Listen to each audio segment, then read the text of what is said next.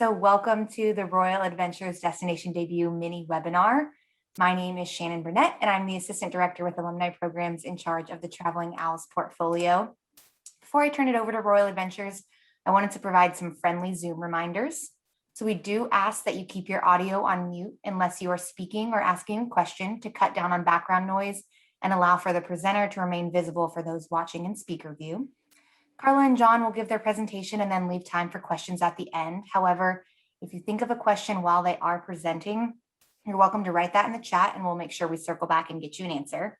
Once the presentation is done and we've answered any questions that come through the chat, you're welcome to unmute yourself at that point and ask them questions directly. And now I'd like to introduce Carla White, Tour Manager, and John Royal, CEO from Royal Adventures, to talk about their 2022 Traveling Owls trip, exploring Chile and the skies of the Southern Hemisphere. Take it away, you guys. Good afternoon. I'm John Royal. Together with my wife, Rita, we founded Royal Adventures about 30 years ago, and we specialize in educational travel for alumni groups like yours, museums, and other nonprofit organizations. And now I'd like to introduce Carla. Hi, everyone. I'm Carla White. I'm the tour manager for this trip, and I look forward to working with all of you. So I'd like to share our screen with you so we can give you a short presentation on the program. The program is called Exploring Chile and the Skies of the Southern Hemisphere. We're very fortunate to have joining us as the study leader, Christopher Johns Kroll, who is a professor of physics and astronomy at Rice. The program is going to be March 9th to the 20th, 2022. And in the background, you see these immense satellite dishes that we're going to be visiting in Alma. More of that later.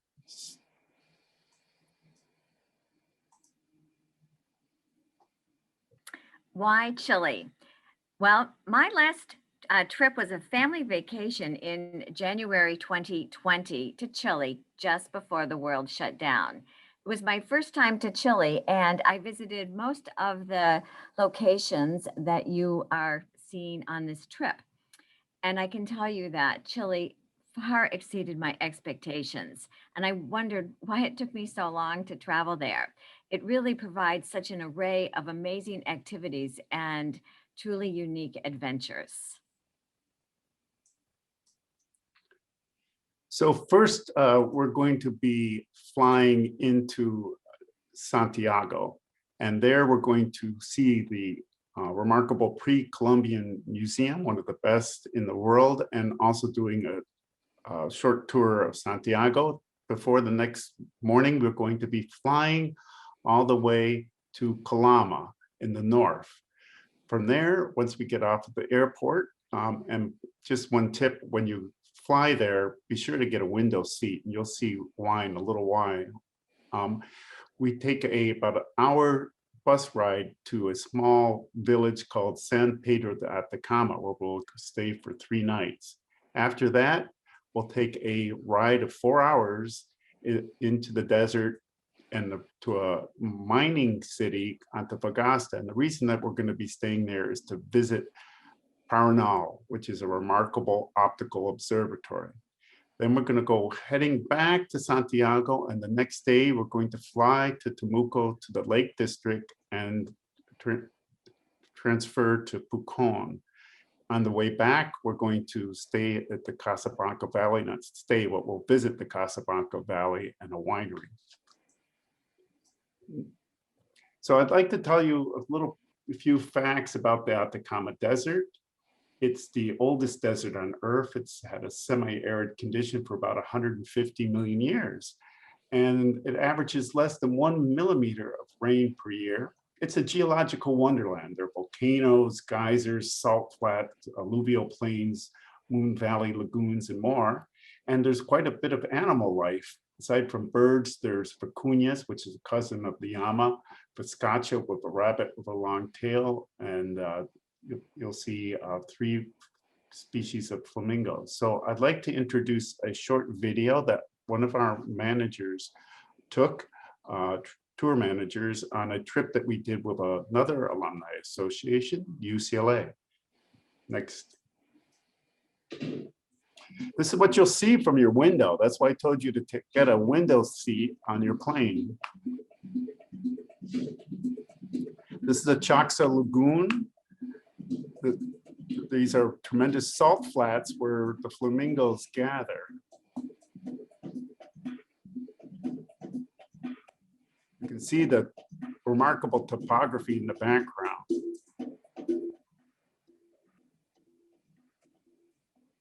Yes, there is water in the desert and other bird life. These are the vicuña. They're cousin to the llama. And here we are in the Moon Valley.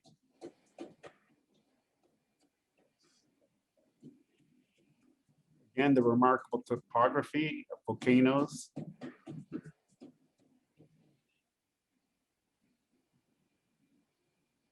Next slide, please.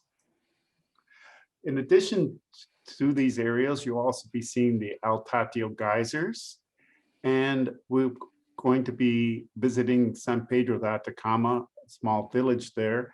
Carla, how was your experience in San Pedro de Atacama? Yeah, so it's this really charming small town with dirt roads, and I stayed in an Airbnb there, and it was fun to visit the local farmers market and the little shops, charming little restaurants. It was really a really nice town in the desert. Next slide, please. In addition to what you can see in the daytime, Atacama holds immense interest at night. It has a lot of clear skies at night, and we're going to take advantage of that by going to a telescope park owned by a French astronomer named Alain Mouret. There you'll be able to see stars and galaxies aided by Chris from Rice and Alain there. And what I found remarkable there is that the moon in the southern hemisphere is in a different position. It's like a giant smile, sort of like the Amazon logo. And I found that remarkable. I didn't know about that before when my first time to the southern hemisphere. After the cold evening, it's nice that Ellen's wife, Alejandra, will bring you some hot chocolate. And it's some of the best I've ever tasted.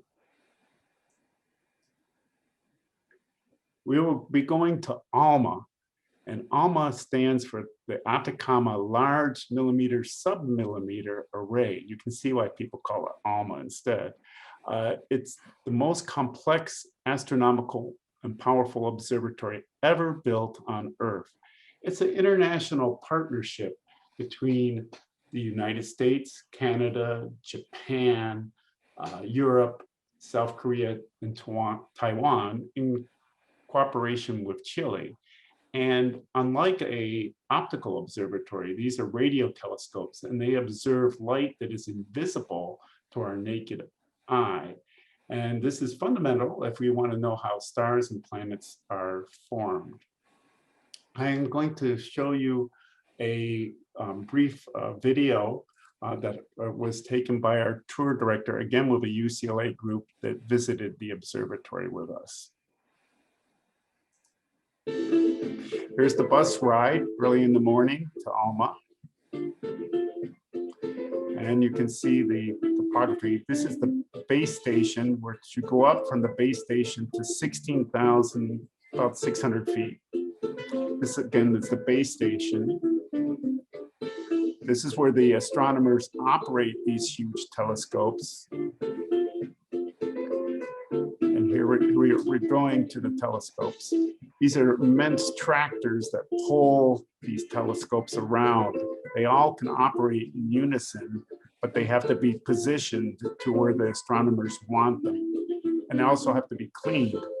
This is just a few. There's 66 of these high precision telescopes, and they're ginormous. They're, most of them, over 12 meters across. Next slide, please.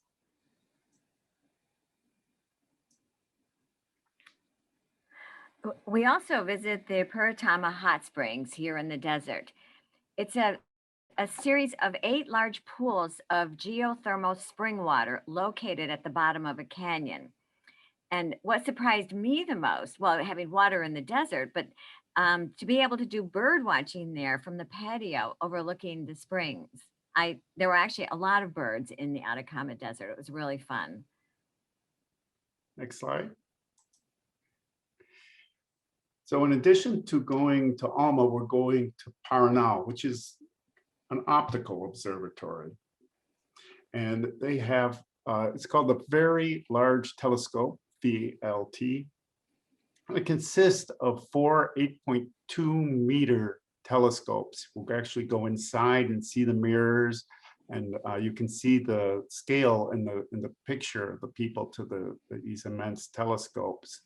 One of the things I found interesting, aside from seeing the telescope, were the dormitories where the astronomers sleep during the day after doing hard night's work. It includes swimming pools, cinema, sauna, a music room, fitness center, and of course a dining hall. And this dormitory and Paranal were a setting for the James Bond movie, Quantum of Solace. So next slide, please. ESO's Paranal Observatory in the Atacama Desert, an ocean of calm and scientific investigation, but not today. Film crews and actors have descended on the site, recording the latest James Bond blockbuster, and the Paranal Observatory has a starring role.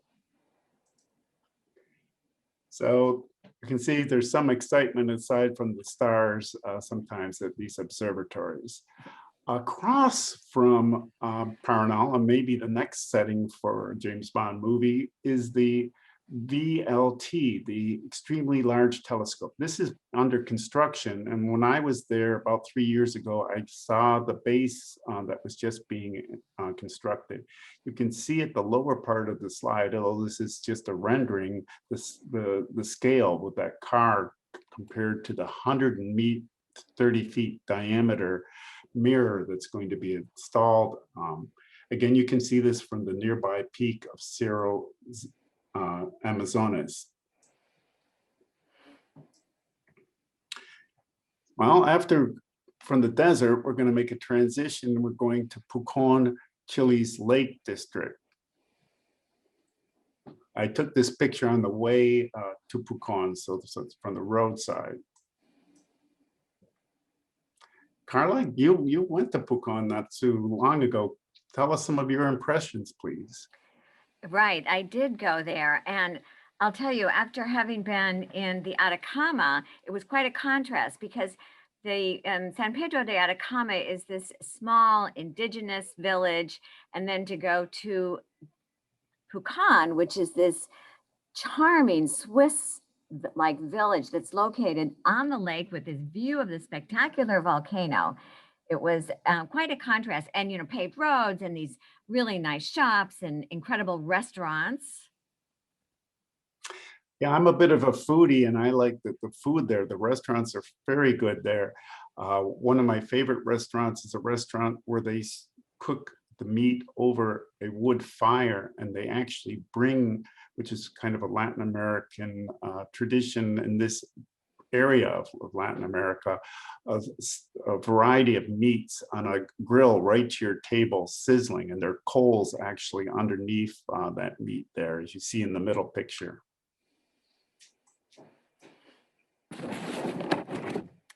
On one of our days in Pucón, you are able to design your own adventure, and you can select from whitewater rafting, mountain biking, or exploring volcanic lava tubes. Chile's national tree is the Araucaria tree, or monkey puzzle tree. Each of these trees can be about 1,000 years old. They haven't changed much over 200 million years. The Discovery Channel, for example, used these settings in this area for their series on dinosaurs, because this is thought to be the topography that was there during the time of dinosaurs. We're going to wrap up our itinerary with a day in Chile's wine country. Going to visit a friend of mine, Courtney Kingston. They are 5 generations of Americans. Her great-great-grandfather came over to Chile for mining. He originally was from Minnesota. And they is a really lovely and very personal tour. And we're going to have lunch there.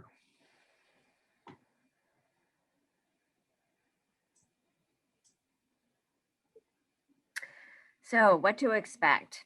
You've seen from the slides the height, the altitude in the Atacama, which goes up to 16,000 feet when we're at Alma. So you'll want to be sure to layer with your clothing.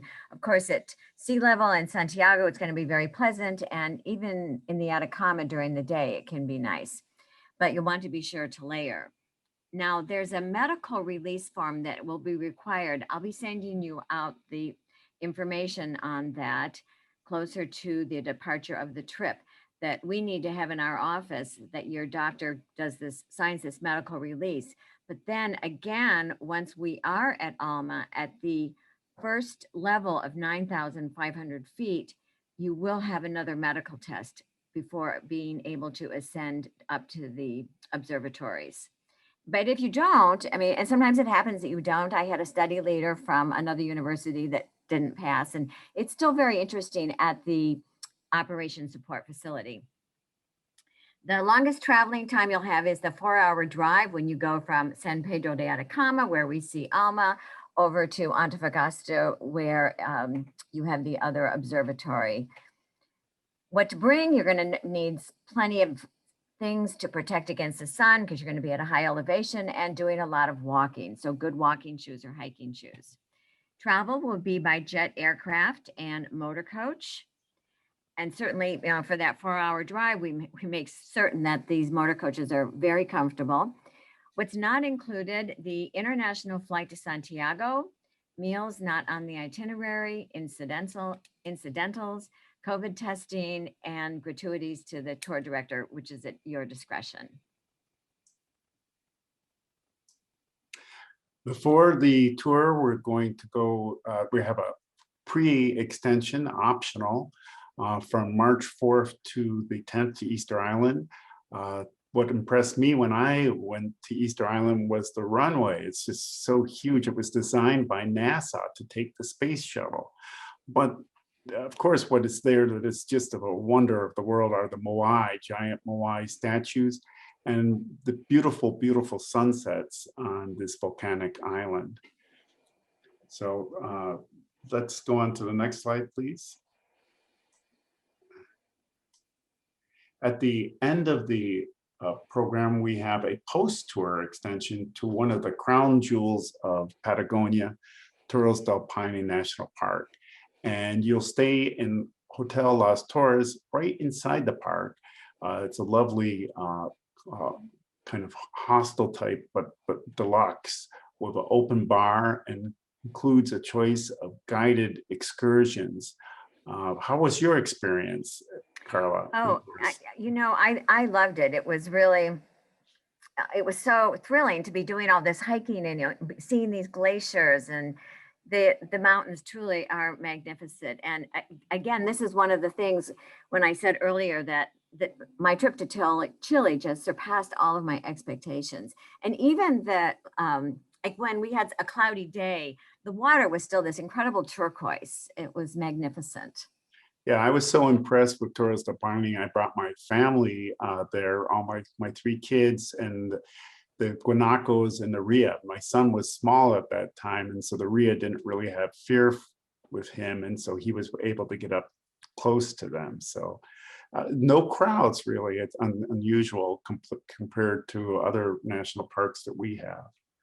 And also, yeah, the rhea are a cousin of the ostrich, I might add. Okay, we'd like to open to questions and answers, and we'll provide the answers.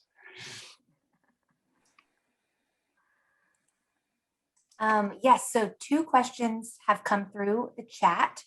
The first is from Sydney, and I think I'm on the same page with you, Sydney. She is wondering, how do you get from the OSF up to that 16,500 feet? Good question. They have buses there, as you can see maybe in the video. They're oxygen. They have sanitized, they don't use them for, use them over again. They're sterilized, and you can use that if you wish. We always have a backup vehicle that could take you down, but it's by bus. So the base station is at 9,500 feet. So we're going up to 16,500 feet. So that's the climb that you'll make. Okay, and then another question I got was, could you guys ask about your COVID protocols and your sense of ability that this trip will run next March? Well, yeah, that's also a great question.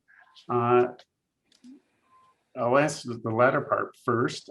Chile has been remarkable in its leadership. They have purchased vaccines for all of their population. They did so very early in the pandemic.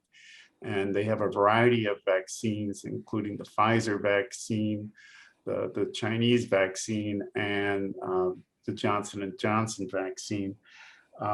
They have vaccinated approximately close to 50%, 40% have either gotten one or both. Most people by now have gotten both. And they have a goal in June of getting 80%. As far as the protocols, obviously we will be sterilizing the buses.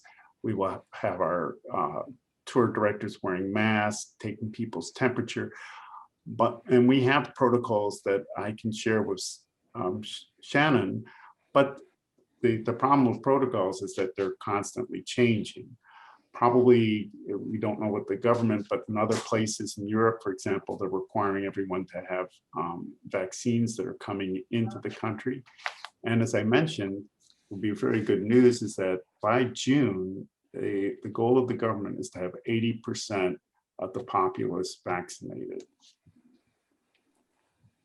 Okay, and I see Peggy has her hand raised. Peggy, do you want to come off mute and ask them a question? Yeah, thanks. It's Mike, Peggy's assistant. Recently, both Peru and Chile have suffered from rising amounts of political unrest, including in Chile, the entire country. All cities have been affected by the political unrest with some Marxist overtones. What is your assessment of the risk and the trend there? Are things getting more risky, or is it stabilizing, or what's your assessment of this issue? Another good question. We think that the situation has improved in Chile. They've had some input, the population, as to a new constitution. So we haven't heard of any major unrest right now. I think the populace feel that they've been heard. It's still a democratic country, and most Chileans value the democratic point of view, as opposed to, I think you mentioned Marxist or communism. I think Latin America is well aware of the dangers of communism and the promises that are made but not kept. We all know that from experience, and they have a broader historical viewpoint. So I think that we will be in good stead there. We will obviously keep ourselves apprised of the situation. Could you go over the pricing of the trip and the Patagonia extension? Okay. Let's see. Carla, do you want to do that, or should I do that? The pricing of the trip? Sure, I can do it. The pricing, was that all the pricing for the trip? And so the standard price is $8,495. The Easter Island extension is $3,490, and the Patagonia post trip is $4,450. Great, thank you. Does that answer the Martil, question? I think that should answer the question. Martil wanted Okay. to ask a question. You can come off mute. Hi, there's several of us on this trip that were signed up on the original trip. And I'd be interested to know how things will be handled in the eventuality that this one becomes unable to operate as planned. Well, we live in an uncertain world, don't we? And this is certainly an event that none of us expected in our lifetimes. So, as other tour operators have done for programs that were postponed and maybe earlier, we would then postpone it to another time. We hope that we don't have to do that. We hope that in 2022, the world situation will be much different.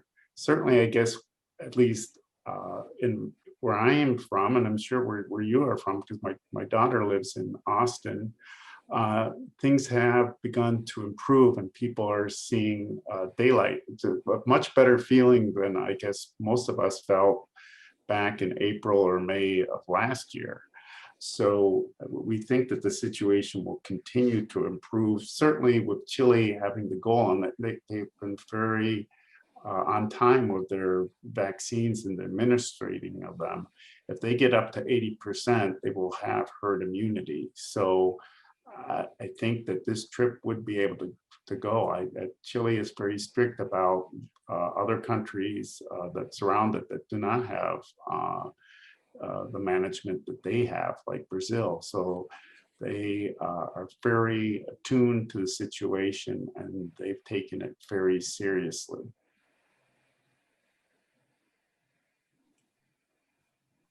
There are no guess other questions. I have a Oh, little go ahead. follow-up Yes, on please. that. I've been hearing anecdotally that air travel to Latin America, to South America has been quite challenging as a result of the pandemic. And I understand, you know, we are all very hopeful things will improve. Have you experienced any issues or with that sort of travel at this time, or expecting us to need to be able to make reservations much further in advance, or any other advice like that? Well, we have a very good consolidator, Valerie Wilson Travel, which we will talk together with you. And you don't have to use them, by the way. I mean, you obviously you're free to make, but they can, you can use them for their advice. Just to give you, I mean, we do trips around the world, and Iceland, for example, it just recently opened up. They just had their first flight of American tourists. I was talking to the CEO of a boat company that we use there, and that was just weeks ago. And so many of the airlines, United, are just beginning to open up the flights this summer to Iceland. So the same will happen with Chile. Chile has good flights with American Airlines, and I would think the scheduling of these flights will open up. And so we will keep you apprised of the schedules, because this is worldwide. Schedules to Europe and everything are just starting to reopen, and airlines are putting on more flights. So this is a dynamic situation, which we will keep on top with. And certainly you're welcome to Carla, or myself at any time.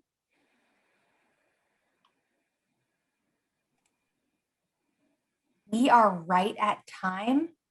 I will kind of give a last call for any questions that we can maybe squeeze in. Okay. If anything does pop up, you are welcome to reach out to Royal Adventures directly. Their contact information is on our website, or as always, you can email travelingowls@rice.edu. And if I don't know the answer, I will work with John and Carla to make sure that we get you guys an answer as quickly as possible. I did want to mention that the professor that's joining this trip, Professor Christopher Johns Kroll, will be hosting a webinar next week, next Thursday, kind of a happy hour where you could get to know him a little bit better, as well as his research background and experience, so you can really kind of better understand why he's such a great fit for this trip and who you'll get to be joining on that trip. So on Monday, you'll receive a post-event email from Traveling Owls about all of the good things that have happened throughout this week. And then the link to join that event will be in there as well. I want to thank John and Carla for your time and your thorough presentation with incredible videos and photos. If you have any additional follow-up questions, like I said, please toss them my way and we'll make sure we get back to you. Thank you so much for taking 30 minutes out of your day to learn about this incredible trip. And I hope to see you guys soon. Goodbye, everyone. Bye-bye.